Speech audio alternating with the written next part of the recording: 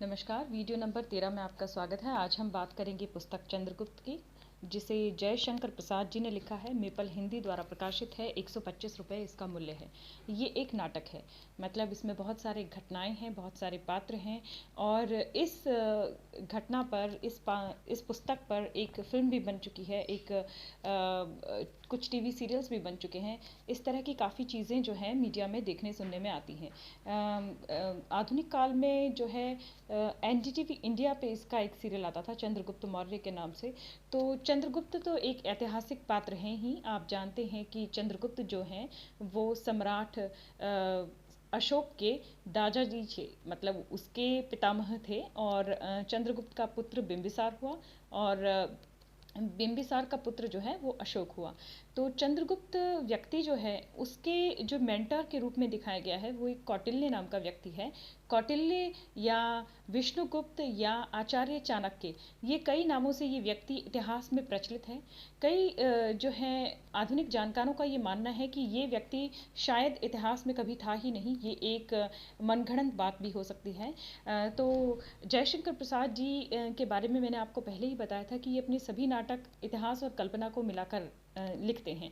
तो ये जो घटनाएं हैं इसमें कितना इतिहास है, कितनी कल्पना है, चंद्रगुप्त और उसके गुरु चाणक्य की कौन कौन सी बात सच है, या चाणक्य वाकई में कोई ऐतिहासिक पात्र थे भी या नहीं, ये नहीं कहा जा सकता। लेकिन माना जाता है कि अर्थशास्त्र नाम के ग्रंथ की रचना उन्होंने की थी, चाणक्य थे, और चंद्रगुप्त के जीवन पर उनका बहुत बड़ा प्रभाव था। तो ये कहानी क्या है? ये एक नाटक है और ये कहानी शुरू होती है आचार्य चाणक्य, उनके शिष्य जो चंद्रगुप्त हैं वो तक्षशिला में अध्ययन कर रहे हैं। तक्षशिला एक यूनिवर्सिटी है, वहाँ पर वो पढ़ रहे हैं और जो चंद्रगुप्त हैं उनके साथ के और भी लोग वहाँ पर पढ़ते हैं। तो आचार्य चाणक्य जैसे ही चंद्रगुप्त की शिक्षा समाप्त होती है मगध लौटते हैं। मगध एक राज्य का नाम है जिसकी राजधानी पाटलिपुत्र थी। तो आज के युग में उसे पटना कहा जाता है। तो मगध वो लौटते हैं तो उन्हें पता चलता है कि उनके पीछे से जो है बहुत कुछ गलत हो गया है मगध में, क्योंकि मगध का जो राजा था वो धनानंद नाम का व्यक्ति था और धनानंद जो है वो बहुत ही क्रूर शासक था। तो धनानंद के बारे में भी कहा गया है कि वो एक जारज संतान था। जारज का अर्थ ये है कि जो क्षत्रिय कुल में जिसके पिता क्षत्रिय ज़रूर हैं, जिसके पिता एक राजसी पुरुष हैं, लेकिन जिसकी माता जो है वो दासी है या शूद्र वर्ण से है। तो धनानंद को हमेशा इस बात की जो है परेशानी रहती थी। उसे लगता था कि उसके विरुद्ध जो है लोग साजिशें कर रहे हैं, क्योंकि वो एक राजसी कन्या का पुत्र नहीं है और केवल उसके पिता राजा थे। तो धनानंद की इस असुरक्षा की भावना की वजह से उसकी क्रूरता बहुत बढ़ती जाती थी और चाणक्य जो है चंद्रगुप्त को लेकर आते हैं। चंद्रगुप्त जिस पैसों से पढ़ा है, मतलब जिस ग्रांट से वो यूनिवर्सिटी में पढ़ा है, वो ग्रांट जो है मगध राज्य ने ही प्रोवाइड की है उसे, और मगध की तरफ से ही जो है चाणक्य उस यूनिवर्सिटी में पढ़ाते हैं। अब जब चाणक्य वापस आते हैं तो अपने पिता चणक को ढूंढने की कोशिश करते हैं और उन्हें पता चलता है कि उनके पिता और माता दोनों ही गायब हैं। अपने बचपन का घर देखते हैं, झोपड़ा देखते हैं, तो उसमें कोई मिलता नहीं है। तो लोग बताते हैं कि जो चणक थे, चाणक्य के पिता, उन्होंने मगध की नीतियों का विरोध किया था, मतलब सत्ता का विरोध किया था, धनानंद का विरोध किया था, इसलिए उन्हें निष्कासित कर दिया गया है। ये जानकर चाणक्य को दुख होता है। फिर चंद्रगुप्त को पता चलता है कि उसके पिता मौर्य का भी निष्कासन कर दिया गया है और मौर्य को भी बंदी बना लिया गया है, और वजह इतनी है कि वो भी धनानंद की नीतियों का विरोध कर रहे थे। तो इस प्रकार चंद्रगुप्त के पिता जो है बंदी हैं और चाणक्य के पिता निष्कासित किए जा चुके हैं। तो दोनों ही जाते हैं सम्राट के दरबार में, धनानंद के दरबार में, और कहते हैं कि आपकी नीतियां जो हैं देश के शासन चलाने की जो नीतियां हैं वो नागरिकों के विरुद्ध हैं, और दूसरे जो है यवनों का संकट आ गया है। जो यवन हैं, जो ग्रीक देश के नागरिक हैं, वो सिंधु नदी के उस पार हमारे देश पर हमला करने की प्रतीक्षा कर रहे हैं। तो आपसे राज्य के लोग खुश नहीं हैं। आप जो है जो भी आपको कुछ कहना चाहता है आप उसका सुनते नहीं हैं, उसको बंदी बना देते हैं, हमेशा आशंकित रहते हैं। तो ये बर्ताव ठीक नहीं है। आप अभी जो है सेना को तैयार कीजिए और चंद्रगुप्त जो कि सेनापति मौर्य का पुत्र है उसे सेनापति नियुक्त कीजिए और यवनों पे जो है आक्रमण की तैयारी कीजिए, क्योंकि यवन हमारे देश पर हमला करना चाहते हैं। लेकिन धनानंद को ये ज्ञान बर्दाश्त नहीं होता और धनानंद जो है चाणक्य को धक्के मार के बाहर निकालने का आदेश दे देता है, और चाणक्य गुस्से में जो है अपनी शिखा, अपनी ब्राह्मण की जो चोटी है उसे खोल देते हैं और कहते हैं कि मैं जब तक तेरे इस राज्य का या तेरे इस सत्ता के अधिकार का विनाश नहीं कर लेता, मैं यहाँ पर जो है कदम भी नहीं रखूँगा। और इसी तरह से जो है चंद्रगुप्त और चाणक्य को बंदी बनाने की कोशिश होती है, लेकिन वो दोनों वहाँ से चले जाते हैं। इन सब घटनाओं के बीच धनानंद का विश्वास पात्र एक व्यक्ति था जिसका नाम था अमात्य राक्षस। तो चंद्रगुप्त और चाणक्य दोनों मगध से तो चले ही जाते हैं, लेकिन वो जो उनका मिशन था कि अपने देश को ग्रीक के अत्याचारों से, ग्रीक नागरिकों के आक्रमण से बचाना है, वो उसको पूरा करने के लिए जो है सिंधु नदी के तट पे पहुंचते हैं। और वहाँ पर जो है एक पर्वतेश्वर नाम का व्यक्ति था, राजा था, जिसको पोरस भी कहा जाता है। उसको कहते हैं कि आप जो है सिंधु के उस पार जो है ग्रीक आए हुए हैं, उनसे युद्ध करने के लिए तैयारी करो। तो दोनों बिना किसी सेना के वहाँ पर फिर रहे हैं, बिल्कुल अपने कुछ सहयोगियों के साथ। और होता ये है कि चंद्रगुप्त को जो है उसी समय कोई सर्प डस लेता है, क्योंकि वो फिर रहा है। तो चंद्रगुप्त को सर्प डसा हुआ देखकर सिलुकस नाम का एक व्यक्ति, जो कि अलक्षेंद्र यानी कि सिकंदर महान या अलेक्जेंडर का सेनापति था, वो बचाता है, उनको लेके जाता है। और अलक्षेंद्र की जो अलक्षेंद्र जब चंद्रगुप्त से मिलता है तो वो बताता है कि मैं मगध का सेनापति का पुत्र हूँ। और जो है उन्हीं के शिविर में रह के चंद्रगुप्त लाभ प्राप्त करता है, स्वास्थ्य लाभ प्राप्त करता है, यवनों की शिक्षा दीक्षा भी देखता है। और चंद्रगुप्त को उन्हीं के विरुद्ध युद्ध भी करना है, और उन्हीं के चैम्बर में वो पहुंचा हुआ है, वहाँ पर वो सीख रहा है। तो वहाँ पर एक साधु होते हैं, जो है सिकंदर भी सोचता है कि हिंदुस्तान के साधु कैसे हैं, जरा हम पता करते हैं। तो वहाँ पर एक ऐसे साधु होते हैं जो कि अंधे होते हैं, जो देख नहीं सकते। लेकिन जैसे ही चंद्रगुप्त आता है, सारे के सारे लोग उनके पास राय लेने के लिए जाते हैं। तो वो सिकंदर को कहते हैं कि सिकंदर, अलक्षेंद्र, तुम जो है यहाँ पर भारत की भूमि पर हारोगे, तुम विश्व विजेता बनने आए हो, लेकिन तुम भारत को नहीं जीत पाओगे, क्योंकि ये व्यक्ति भारत का सम्राट बनेगा। और जो है इसकी बात सुनकर सेल्यूकस भी हैरान हो जाता है, और जो है जो अलक्षेंद्र है वो भी हैरान हो जाता है। लेकिन चाणक्य जो है बिल्कुल यही बात चाहते थे, और यही उनके मन में महत्वाकांक्षा थी कि चंद्रगुप्त को जो है भारत का शासन मिले, मगध नरेश धनानंद को हराकर। तो इसके अलावा जो है सेल्यूकस की एक पुत्री होती है जिनका नाम कात्यायनी होता है, या कल्याणी कह सकते हैं। तो अंग्रेजी में कार्निया भी कह सकते हैं। जो वो लड़की होती है, उसको उसी की सेना का एक व्यक्ति, फिलिप्स नाम का व्यक्ति, उससे बदतमीजी करता है। तो जो चंद्रगुप्त उन्हें आकर बचाता भी है। तो इस तरह से चंद्रगुप्त उस सेना से मिल चुका है, उस सेना के गुर सीख चुका है, उनके एहसान में भी दबा हुआ है कि उसने उनको बचाया है सर्प के दंश से। और उनकी जो सेना के सेनापति की जो बेटी है, उसको भी वो बचाता है। तो एक तरह से मैत्रीपूर्ण संबंध तो हैं, लेकिन चंद्रगुप्त ये समझ रहा है कि ये आए तो इसी प्रयोजन से हैं कि हमारे देश पर हमला करें।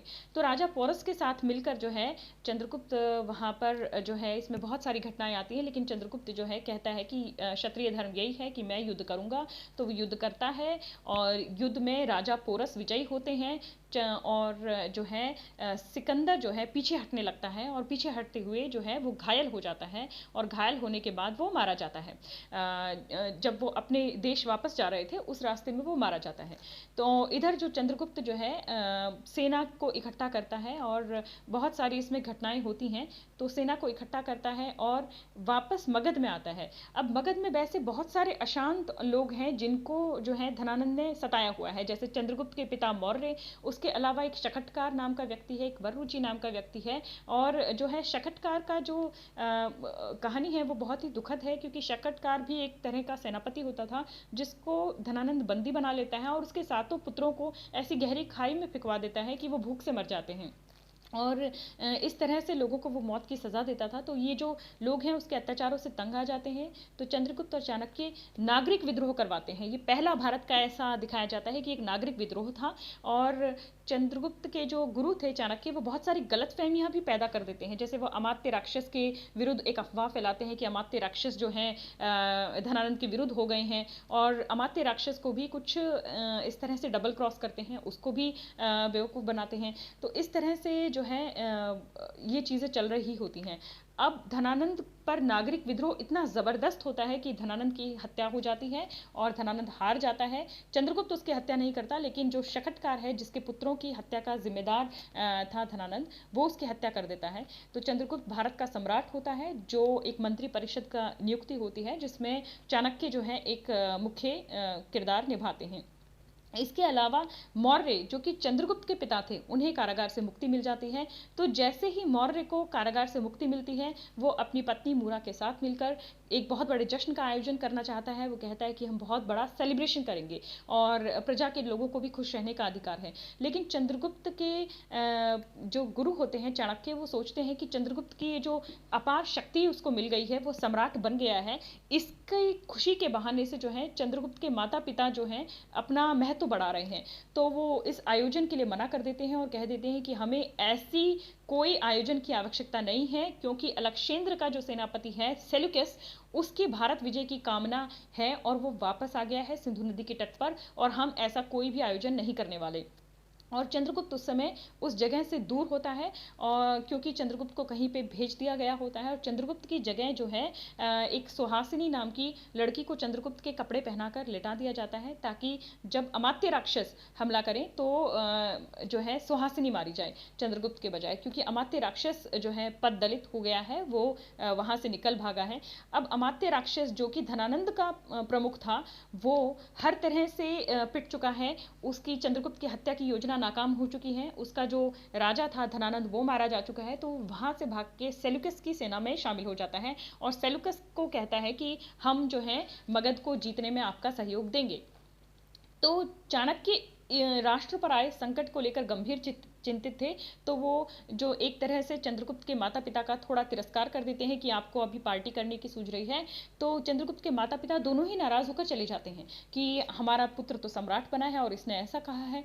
अब चंद्रगुप्त वापस आता है, उसे दुख होता है कि एक लड़की मेरे कपड़े पहनकर मेरे कमरे में सो गई और मारी गई, और जो है जो वो लड़की थी वो भी चंद्रगुप्त को जानती थी, वो भी उसकी फ्रेंड थी।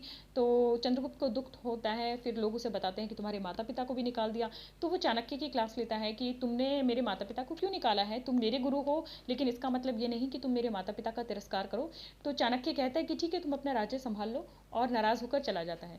तो चंद्रगुप्त इतने ज़्यादा डिप्रेशन में आ जाता है कि मेरे पिता चले गए, मेरी माता चली गई, और मेरा गुरु भी चला गया, और मेरी जो फ्रेंड है उसकी भी डेथ हो गई, तो मैं क्या करूँ। तो वो अकेला पड़ जाता है, लेकिन फिर भी वो अपने राज्य को अच्छे तरह से संभालने की कोशिश करता है, वो संभालता है, और उसे ये भी पता होता है कि सिंधु नदी के किनारे वापस सेल्यूकस पहुंच गया है। अब जो है सब लोग ये सोच रहे हैं कि चाणक्य ने चंद्रगुप्त का साथ छोड़ दिया है, लेकिन चाणक्य सिंधु नदी के तट पर पहुंच जाता है और वहाँ के राजा पोरस और बाकी लोगों को मिलकर, और एक और जो वहाँ के स्थानीय राजा थे, जो पंच नदी यानी पंजाब के राजा थे आम्बिक, उन सबको मिलके जो है कोशिश करता है कि सिल्यूकस के विरुद्ध जो है यहाँ पर लोकल एक सेना तैयार होती रहे। और अमात्य राक्षस सिल्यूकस को कहता है कि चंद्रगुप्त अकेला पड़ गया है, क्योंकि उसके पीछे जो दिमाग था चाणक्य, वो उसको छोड़कर जा चुका है। अब सिल्यूकस की जो बेटी होती है, उसकी, क्योंकि एक बार जो है उसको डिसऑनर होने से चंद्रगुप्त ने बचाया था, इसलिए उसका जो दिल है वो चंद्रगुप्त पर काफ़ी आया रहता है। तो वो अपने पिता को कहती है कि हमें भारत विजय क्यों करनी है, कैसे करनी है, हमें क्या पड़ी है यहाँ पर। तो जो है महिलाएं भी सेनाओं के साथ साथ ट्रैवल करती थी, क्योंकि सेनाएं जो है लंबे समय तक युद्ध में रहती थी, और सिल्यूकस की बेटी उसके साथ ही आई हुई थी, कार्निया।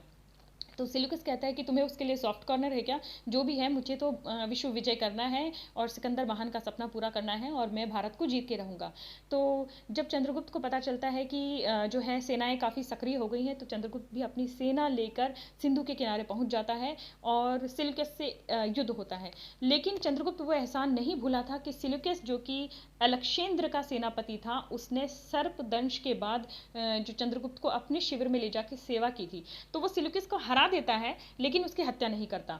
और इसी तरह से जो है जो चाणक्य ने इसी तरह की योजना बनाई थी कि जब चंद्रगुप्त इनका आक्रमण करने आए, यहाँ पर आक्रमण करने आए, तो चंद्रगुप्त की सेना एक बार कमजोर दिखाई दे, लेकिन हम पीछे से जो बाकी अलग अलग राजाओं की सेना एकत्रित की है उसके साथ आक्रमण करेंगे, तो सेल्यूकस को समझ में नहीं आएगा। तो सेल्यूकस सोचता है कि सिर्फ चंद्रगुप्त है और उसकी सेना है, लेकिन बहुत सारी छोटी छोटी सेनाएं मिल जाती हैं, और इस तरह से सेल्यूकस की हार होती है। तो सेल्यूकस कहता है कि मैं तो हार गया हूँ, अब मैं क्या करूँ, मैं जा रहा हूँ भारत से वापस।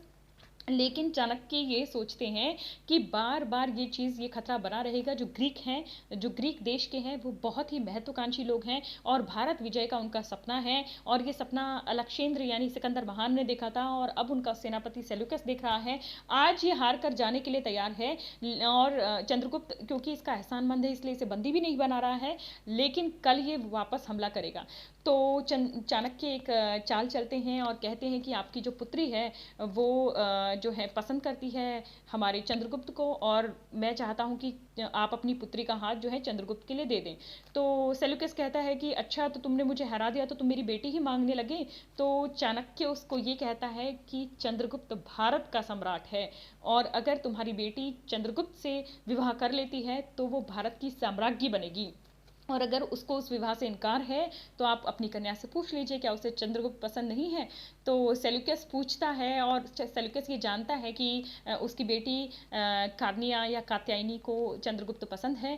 तो वो उससे पूछता है तो वो लज्जा में सिर झुका देती है। तो ये संबंध पक्का हो जाता है और जो है चंद्रगुप्त की कात्यायनी से विवाह हो जाता है।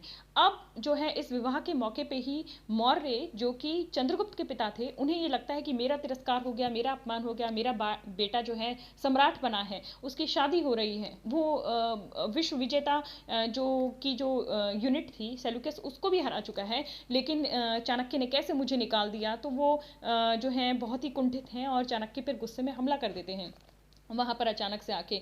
और तो उनको लोग पकड़ लेते हैं। तो वो बोलता है कि चंद्रगुप्त के ऊपर ये बात आती है कि वो अपने पिता का साथ दे या गुरु का साथ दे। तो वो कहता है कि मेरे पिता ने मेरे गुरु पर हमला किया, मुझे समझ में नहीं आ रहा अब मैं क्या करूं। तो चाणक्य कहते हैं कि इन्हें माफ़ कर दो क्योंकि मैं अभी जीवित हूँ और हम जो है दोनों ही तुम्हारी सत्ता से दूर जा रहे हैं, वानप्रस्थ पे जा रहे हैं। तो वो चंद्रगुप्त के पिता को क्षमा कर देते हैं और चंद्रगुप्त की माता, उसके पिता और उसके गुरु दोनों ही जो हैं राज्य छोड़कर जंगलों में निवास करते हैं, वानप्रस्थ आश्रम में रहते हैं और चंद्रगुप्त एक महान राज्य की स्थापना करता है। और आगे चल के जो मगध बहुत ही शक्तिशाली जो है शासन बनता है और चंद्रगुप्त के पुत्र बिंदुसार होते हैं और बिंदुसार के ही पुत्र जो हैं सम्राट अशोक होते हैं। तो बहुत ही रोचक कहानी है ये, बहुत सारा कुछ इसमें है। अगर आपको नाटक पढ़ना पसंद है तो आप इसे ज़रूर पढ़ सकते हैं, मैं इसे रेकमेंड करूँगी क्योंकि ये कहानी काफ़ी रोचक है। अदरवाइज़ मुझे नाटक थोड़े कम पसंद आते हैं क्योंकि इसमें बहुत सारी घटनाएं और पात्र होते हैं। और मेरी तरफ से तो इस पुस्तक को 10 on 10 है, काफ़ी अच्छी लगी मुझे। तो इसी के साथ ही धन्यवाद।